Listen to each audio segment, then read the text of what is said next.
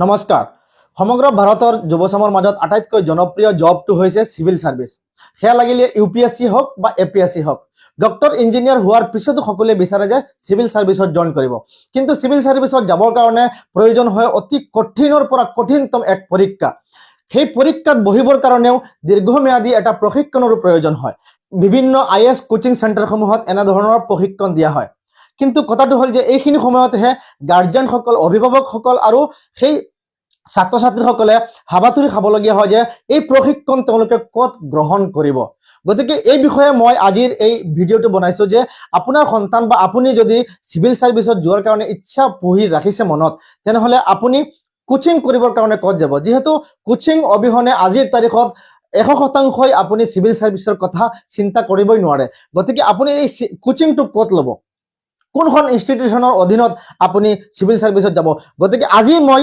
তেনেকৈ এখন ইনষ্টিটিউটৰ বিষয়ে ষ্টাডি কৰিছো আপোনালোকৰ মনত আছে মই আজিৰ পৰা ঠিক এবছৰ পূৰ্বে এখন স্থানত আহি আজমল কোচিং চেণ্টাৰ ওপেনিং হোৱা বুলি মই বাতৰি কৰিছিলো কিন্তু আজি মই সেই প্ৰতিবেদন বনাবলৈ আকৌ আহিছো আৰু ইয়াতে এবছৰ আগতে লগ পোৱা ছাত্ৰসকলক আজি আকৌ বিচাৰি ওলাইছো আৰু মই তেওঁলোকৰ পৰা জানিব বিচাৰিছো যে তেওঁলোকে যিহেতু অসমৰ বাহিৰৰ বিভিন্ন উন্নত মানৰ অনুষ্ঠানসমূহত থকাৰ পিছতো তেওঁলোক কিয় আহিছে আজমল কোচিং চেণ্টাৰত কোচিং কৰিবলৈ আৰু যদি আহিছে তেওঁলোক কিমান সফল বা তেওঁলোকৰ কিমান কনফিডেন্ট আছে যে তেওঁলোকে UPSC এক্সামত বহিব পাৰিব আপোনাক মই যোৱা এবছৰ আগতে এবাৰ লগ পাইছিলো আপোনাক মই পোনপটীয়া এটা প্ৰশ্ন যে দিল্লীৰ নিচিনা স্থানত ডাঙৰ ডাঙৰ কোচিং চেণ্টাৰ থকাৰ পিছতো আপোনালোকে কিয় আজমল IAS কোচিং চেণ্টাৰটো আপুনি পছন্দ কৰিলে এক নম্বৰ প্ৰশ্ন আৰু দুই নম্বৰ ইয়াত যে আপুনি আহিলে আহাৰ পিছত আপুনি কি পালে বিগত এটা বছৰত আপুনি কি পালে আপোনাৰ কিমান কনফিডেন্ট আছে কিমান আত্মবিশ্বাস আছে আপোনাৰ যে আপুনি UPSC বা APSC বহিব পাৰিব নমস্কাৰ সবকে মই এখন আজমল IAS একাডেমিত আহা অলমোষ্ট 1 ইয়াৰ হৈ গ'ল তাৰ আগত মই গ্ৰেজুৱেশ্যন কৰাৰ পিছত ইঞ্জিনিয়াৰিং গ্ৰেজুৱেশ্যন কৰাৰ পিছত মই এনে নিজে প্ৰিপাৰেশ্যন কৰি আছিলোঁ তাৰ পিছত যেতিয়া মই ৰিয়েলাইজ কৰিলোঁ মোৰ দেউতাই এইখনৰ এডভাৰটাইজমেণ্ট দিলে কি আজমল IAS একাডেমি এনেকৈ হোজাইত এটা এণ্ট্ৰেঞ্চ লৈ আছে ৰিগাৰ্ডিং IAS একাডেমি ফাৰ্ষ্টত মই এটা ডাইলেমাত আছিলোঁ কি হোজাইৰ নিচিনা জেগাত যোনটো ইমান সৰু জেগা হয় তাতে কেনেকৈ হ'ব কোচিং ৰাদাৰ দেন দিল্লীৰ নিচিনা জেগা য'ত ইমান ষ্টুডেণ্টছ থাকে বাট মই এণ্ট্ৰেঞ্চ দিলোঁ ফৰ্চুনেটলি মই কোৱালিফাই কৰিলোঁ ইণ্টাৰভিউ হ'ল তাৰপিছত মই ইয়াতে আহিলোঁ অহাৰ পিছত মই আফটাৰ 1 ইয়াৰ মই এইটো বস্তু ৰিয়েলাইজ কৰিলোঁ কি ডিফাৰেঞ্চ হয় দিল্লীৰ পৰা সবতকৈ মেইন ডিফাৰেঞ্চ ইয়াতে হয় দ্য ফেকাল্টিজ আৰু যিমান ষ্টুডেণ্ট পিয়াৰ গ্ৰুপ আছে দিল্লীত বহুত ডিষ্ট্ৰেকশ্যন আছে ইয়াতে এনেকৈ বস্তু নাই আৰু ইয়াতে যোনবোৰ ফেকাল্টি হয় আমাক 24 আৱাৰ্ছ আমাৰ ওচৰত থাকে 24 আৱাৰ্ছ আমাৰ ডাউট ক্লিয়াৰ কৰে 24 আৱাৰ্ছ আমাৰ লগত লাগি থাকে যাতে আমাৰ একো প্ৰব্লেম নহয় আৰু যিহেতু কথা এটা ডাঙৰ কথা পূজাৰ নিচিনা জেগা মানুহে ভাবিব কি অকল APSC কাৰণে প্ৰিপাৰেশ্যন হয় এইটো ভুল কথা ইয়াতে both UPSC and APSC and more focus on UPSC যোনে APSC কাৰণে প্ৰিপাৰেশ্যন কৰিব খোজে সিহঁতৰ কাৰণে বেলেগকে আৰু যোনে UPSC APSC দুটাৰ কাৰণে প্ৰিপাৰেশ্যন কৰিব খোজে সিহঁতৰ কাৰণেও বেলেগকে আছে চ' ইয়াতে অহাৰ পিছত মই এক বছৰৰ মূৰত এইটো কথা ক'ব খোজো কি মোৰ নিজৰ পাৰ্চনেলিটি সবতকৈ বেছি ডেভেলপ হৈছে ইয়াতে যে মই আহি কৈ আছোঁ এইটো বস্তু এইটো মোৰ কাৰণে বহুত ডাঙৰ এটা কথা তাৰপিছত অন টপ অফ ডেট ইয়াতে every aspect of stages of examination আমাৰ যোনটো প্ৰিলিমছ হয় মেইনছ হয় ইণ্টাৰভিউলৈকে চব বস্তু পুৰা ইকুৱেলি ৱেটেজত কভাৰ কৰে এইটো সবতকৈ ধুনীয়া বস্তু হয় আজমল IAS একাডেমি আৰু এটা বস্তু যেনেকৈ আপুনি মেনশ্যন কৰিলে কি ইমান খৰচ লাগে দিল্লীত এৰাউণ্ড 2 লাখতকৈ ওপৰত গুচি যায় এক বছৰত বাট ইয়াতে যোনটো ৱেলফেয়াৰ এপ্ৰ'চ লৈছে আজমল IAS একাডেমিয়ে দিছ ইজ মোৰ বিউটিফুল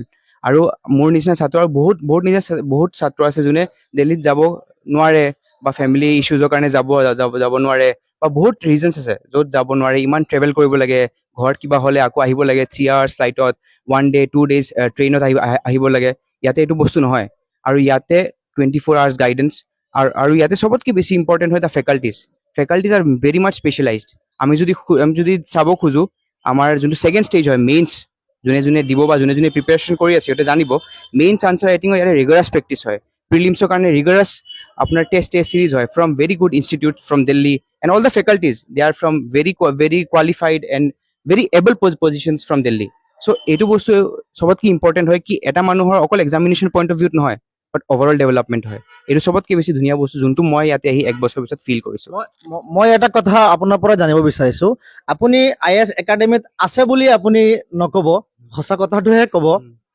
মই এই কথাটো গম পাইছোঁ, বাহিৰত কিমান সঁচা আপুনি ক'ব। বাহিৰত গম পাইছোঁ যে দিল্লী বা অন্যান্য কেপিটেলবোৰত গৈ যিসকলে IAS কোচিঙৰ কাৰণে যিসকল ফেকাল্টিৰ পৰা তেওঁলোকে কোচিং লয় বা তেওঁলোকে শিক্ষা গ্ৰহণ কৰে, তাতকৈ উন্নত মানৰ ফেকাল্টিও ইয়াতে লৈ আহিছে। এতিয়া এটা ছাত্ৰ দিল্লীত গৈ যিখিনি তাতে পাব, গতিকে সেই দিল্লীত যোনে শিকাব তাতকৈ উন্নত মানৰ শিক্ষকে যদি ইয়াতে শিকায়, ফেকাল্টি ইয়াতে শিকায়, তেনেহ'লেতো ভাল কথা। কিন্তু তাতকৈ উন্নত ফেকাল্টি ইয়াতে আহা বুলি আপুনি গম পাইছে নেকি? আপোনালোকেতো এবছৰ কমপ্লিট হ'ল। এইটো আমি নিজে ফিল কৰিছোঁ, ইয়াত তাতকে বহুত ভাল ফেকাল্টি ইয়াতে আছে। আৰু চবতকে ইম্পৰ্টেণ্ট বস্তু আপোনালোকে এইটো মেনশ্যন কৰিব লাগিব কি তাতে ফেকাল্টিজবোৰ থাকে, নিশ্চয় ভাল ফেকাল্টি চব জেগাত আছে, not even Delhi, everywhere in this country চবতে ভাল ফেকাল্টি আছে। বাট ইম্পৰ্টেণ্ট বস্তু ইয়াতে হয় ন, তাতে এটা ফেকাল্টিৰ কাৰণে 500-600 ষ্টুডেণ্টছ থাকে, বাট ইয়াতে এটা ফেকাল্টিৰ কাৰণে এটা ষ্টুডেণ্ট। চবতকে বেছি ইম্পৰ্টেণ্ট এইটো 1-to-1 কানেকশ্যন থাকে এটা ফেকাল্টি। চবতকে ধুনীয়া বস্তু এইটো হয় কি এটা ফেকাল্টিয়ে চব ষ্টুডেণ্টৰ নাম জানে। মানে এইটো আমি জানো কি কিমান এটা ইম্পেক্ট আছে এটা ষ্টুডেণ্টৰ ওপৰত, এটা ফেকাল্টি ইমানটা ষ্টুডেণ্টৰ ওপৰত। চব ফেকাল্টি যদি এটা ষ্টুডেণ্টৰ নাম জানে, আৰু যদি এইটো বস্তু আমি গৌৰ কৰিব লাগিব, এইটো বস্তু এটা ফেকাল্টি যদি চব ষ্টুডেণ্টৰ নাম জানে মানে কি এটা ফেকাল্টিয়ে চব ষ্টুডেণ্টক ইকুৱেল ৱেইটেজ দিয়ে, চবক গ্ৰ' কৰিব এটা প্লেটফৰ্ম দিয়ে। এই ষ্টুডেণ্টৰ কোন জেগাত মানে তাৰ অলপ দুৰ্বল পইণ্ট আছে এইখিনি তেওঁ গম পাব, যিহেতু তেওঁ ব্যক্তিগতভাৱে তাৰ লগত গম পায়, তাৰ নাম জানে, তাক চিনি পায়, গতিকে তাৰ দুৰ্বল পইণ্টখিনি তেওঁ উলিয়াই অনাত সহজ হয়। 1-to-1 ইণ্টাৰেকশ্যনৰ এইটো চবতকে ধুনীয়া বস্তু আপুনি যোনটো ক'লে কি 1-to-1 ইণ্টাৰেকশ্যন হয়, এটা ষ্টুডেণ্টৰ উইকনেছ চব সেইটো ওলাই, তাৰপিছত এইটোৰ ওপৰত ৰিগৰাছ কাম কৰে। এটা ষ্টুডেণ্টক কেতিয়াও এৰি থৈ নিদিয়ে মাজত, জাষ্ট লাইক আৱাৰ পেৰেণ্টছ। আমাৰ পাৰ্চনেলিটি ডেভেলপ কৰে, আৰু আমাৰ যোনটো ষ্ট্ৰেংথ আছে তাতে আমাৰ এপ্ৰিচিয়েট কৰে। এইটো চবতকে ধুনীয়া বস্তু। এইটো বস্তু কি ফেকাল্টিয়ে 1-to-1 এছেছমেণ্ট কৰে, 1-to-1 ৰিভিউ কৰে, আৰু 1-to-1 ডেভেলপ কৰে। Thank you. মই আৰু এগৰাকী ইয়াৰে যিসকল কোচিং লৈ থকা শিক্ষাৰ্থী আছে, মই তেওঁৰ পৰা জানিব বিচাৰিছোঁ। गुड इवनिंग, आपका नाम क्या है? शगुन मोर। शगुन मोर। Yes sir. आप ये बताइए, असम के बाहर दिल्ली में, जैसे हमारा पूरा भारत का कैपिटल दिल्ली में, मैं दिल्ली का नाम इसीलिए ले रहा हूँ, और सारे जगह में ऐसा कोचिंग सेंटर है, IAS कोचिंग सेंटर है, तो इसके बावजूद भी आपने अजमल IAS कोचिंग सेंटर क्यों चुना? मेरा नंबर 1 है। दूसरा सवाल यह है कि आपका 1 साल बीत चुका है, इसके बाद आपने अभी ये जो आने वाला एग्जाम है IAS के लिए, तो आप UPSC के लिए आप प्रिपेयर हो रहे हैं, पास आउट हो पाएगा या नहीं? आपका अंदर में इतना कॉन्फिडेंस आया है कि नहीं है? कुछ कमी रह गया कि नहीं रही? क्या हुआ था ना कि जब मैं सोच रही थी कि ये करना है, तो 2-3 महीने मैं घर पे रह के पढ़ी, बट उसके बाद मेरे भैया को इधर का फ्लायर मिला कि अजमल एक IAS कोचिंग सेंटर भी खोल रहा है, एंट्रेंस लेंगे।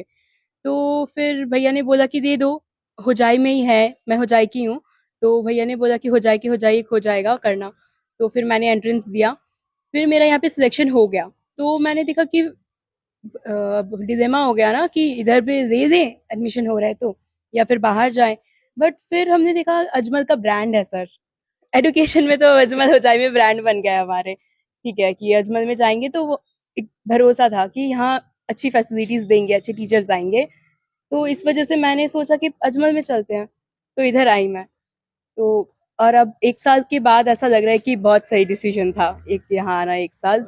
और आपका जो दूसरा सवाल था कि कैसा लग रहा है 1 साल बाद, कॉन्फिडेंस कितना आया?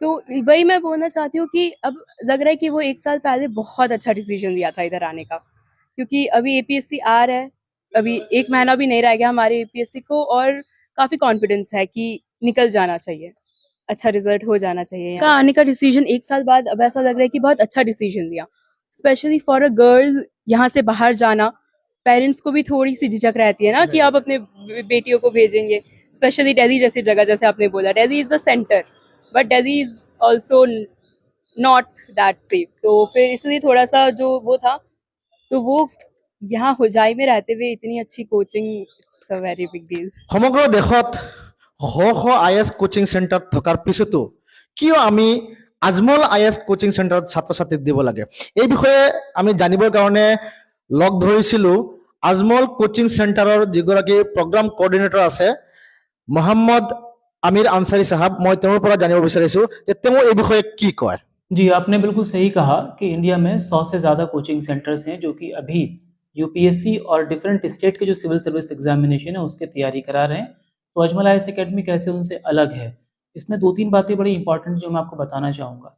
बाकी किसी भी कोचिंग में अगर स्टूडेंट एडमिशन लेता है, तो वहाँ पर एक ट्रेडिशनल सिस्टम में पढ़ाया जा रहा है। क्लास होगी, क्लास के बाद स्टूडेंट अपने घर, टीचर अपने घर, उनमें कोई इंटरेक्शन नहीं होता है। अजमल आईएएस एकेडमी में इस चीज़ पर ख़ास ध्यान रखा जाता है कि सिविल सर्विस जैसे एग्जामिनेशन में सिर्फ क्लासेस ही ज़रूरी नहीं है। क्लास के बाद मेन चीज़ शुरू होती है जो कि है मेंटरशिप, कि बच्चे को क्या पढ़ना है क्या नहीं पढ़ना है। प्रीलिम्स एग्जाम की अलग तैयारी होती है, मेंस एग्जाम की अलग तैयारी होती है। मेंस एग्जामिनेशन के लिए आंसर राइटिंग, एसे राइटिंग, ये एक स्किल्स हैं जिसमें बच्चे को अलग से बिठाकर इंडिविजुअली ट्रेन करना होता है। ये अजमल आईएएस एकेडमी का स्पेशल पॉइंट है कि हम यहाँ पर 24/7 मेंटरशिप प्रोवाइड करते हैं बच्चों को। जितने भी हमारे स्टूडेंट हैं सब लोग इन हाउस रहते हैं, रेजिडेंशियल सेटअप है हमारा, यहीं पर हॉस्टल है, यहीं पर क्लासेस होती हैं और यहीं पर फैकल्टीज़ भी रहते हैं। तो क्लास के बाद जो सेल्फ स्टडी सेशन होता है एस्पिरेंट्स का, उसमें हर टाइम 3 से 4 one of the best faculties उनके साथ रहते हैं और उनको हर तरह से हेल्प करते हैं ताकि उनकी लर्निंग ईजी और इंटरेस्टिंग हो सके और ज़्यादा फ्रूटफुल रहे। हमारे जितने भी फैकल्टीज़ हैं वो सब वेल एक्सपीरियंस्ड हैं। सब लोगों ने यूपीएससी के एग्ज़ाम में एटलीस्ट मल्टीपल टाइम्स 3, 4, 5 बार या तो उन्होंने मेंस लिखा है या उससे ज़्यादा 2-3 बार उन लोगों ने इंटरव्यू में अपीयर किया है और काफ़ी वक्त से इंडिया के बड़े कोचिंग इंस्टीट्यूट के साथ वो डिफरेंट रोल में एसोसिएशन उनका था। अभी वो सब लोग अजमल आईएएस एकेडमी के साथ एसोसिएटेड है और यहाँ पर बेहतर काम कर रहे हैं बच्चों को एक अच्छे से ट्रेन करने के लिए। इसमें हम लोगों ने एक रॉयल बैच में, हमें अभी अजमल आईएएस एकेडमी में 3 प्रोग्राम चल रहे हैं। जो हमारा सबसे पहला प्रोग्राम है वो है रॉयल बैच। रॉयल बैच में हम लोग 40 स्टूडेंट को रिक्रूट करते हैं ऑल ओवर असम और ऑल ओवर इंडिया से भी हो सकता है। उसमें डिफरेंट असम में अलग अलग सेंटर्स हैं हमारे जहाँ पर उसका एग्जामिनेशन होता है।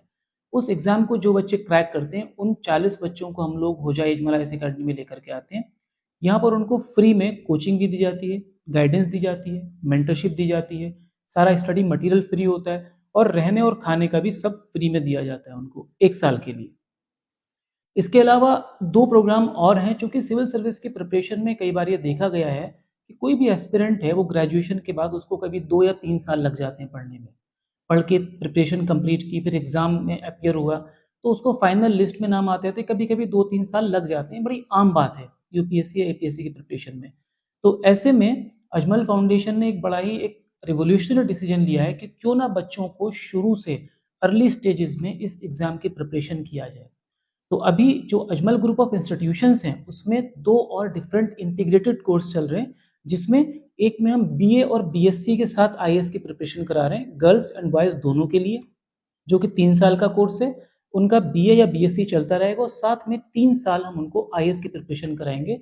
इसमें हमारा मकसद ये है कि ग्रेजुएशन कंप्लीट होते-होते बच्चा एपीएससी और यूपीएससी के लिए फुल्ली प्रिपेयर हो सके और रनिंग ईयर में वो एटलीस्ट कोई एक बढ़िया एग्जाम क्रैक करके आगे देश की सेवा कर सके।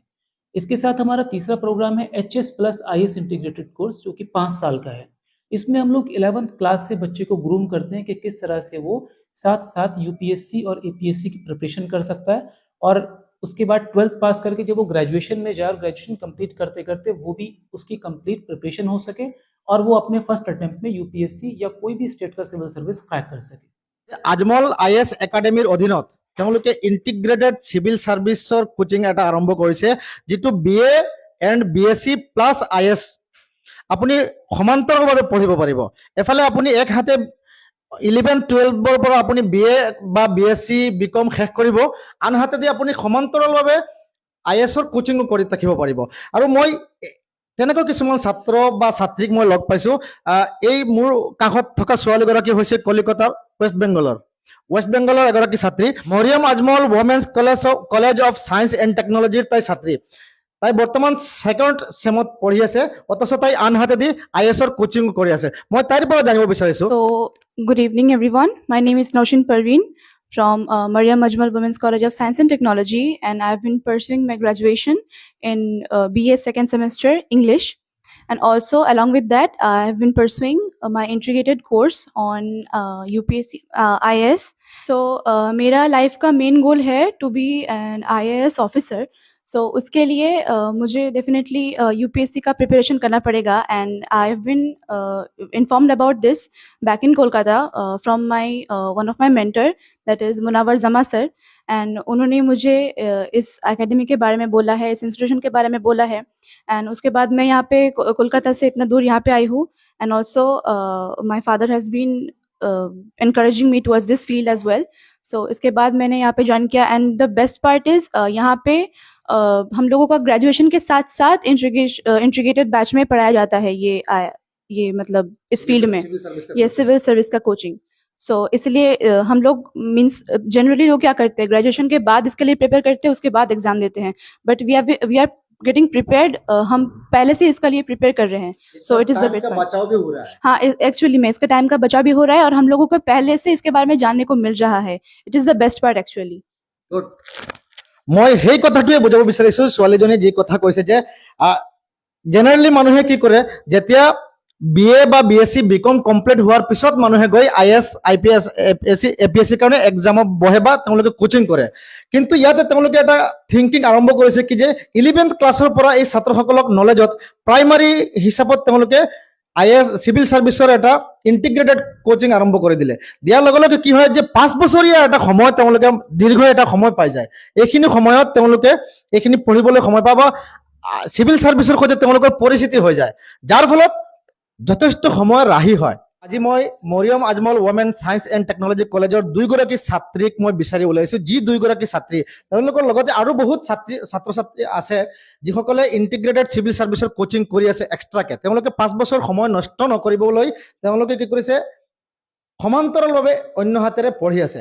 মই তেওঁলোকৰ অভিজ্ঞতা ল'বৰ কাৰণে আহিলো.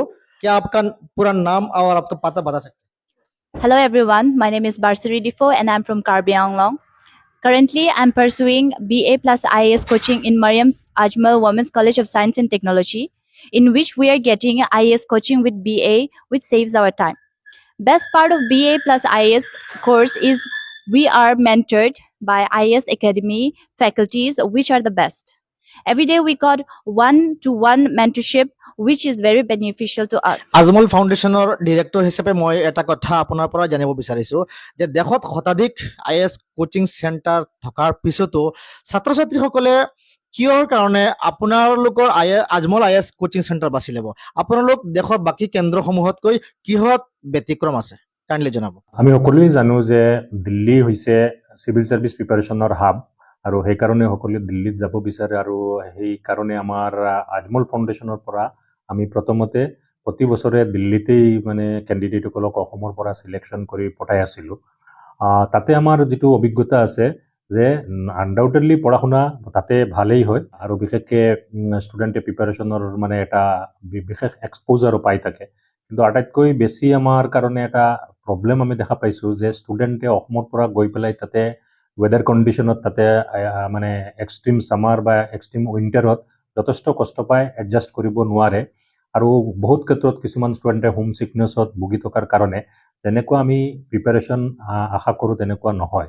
আৰু সেইখিনি গোটেইখিনি কথা সন্মুখত ৰাখি পেলাই অভিজ্ঞতা সম্পন্ন ব্যক্তিসকলৰ লগত আলোচনা মৰ্মে আমাৰ ট্ৰাষ্টি বদৰুদ্দিন আজমল সাহেব আৰু চিৰাজউদ্দিন আজমল সাহেবে সিদ্ধান্ত লয় যে আমি এখন ইনষ্টিটিউট অসমত কৰিব লাগে. আৰু ইয়াৰ এটা কাৰণ আছে যে অসমৰ পৰা সিভিল সাৰ্ভিসত সফলতাৰ হাৰটো অত্যন্ত কম আছে আৰু সেইকাৰণে আমি অসমতে এটা যদি কোচিং ইনষ্টিটিউট কৰিব পাৰোঁ তেনেহ'লে আমাৰ অসমৰ ল'ৰা ছোৱালীবিলাকে আৰু এনকাৰেজ হৈ পেলাই সিভিল সাৰ্ভিসৰ দিশত আগবাঢ়ি যাব.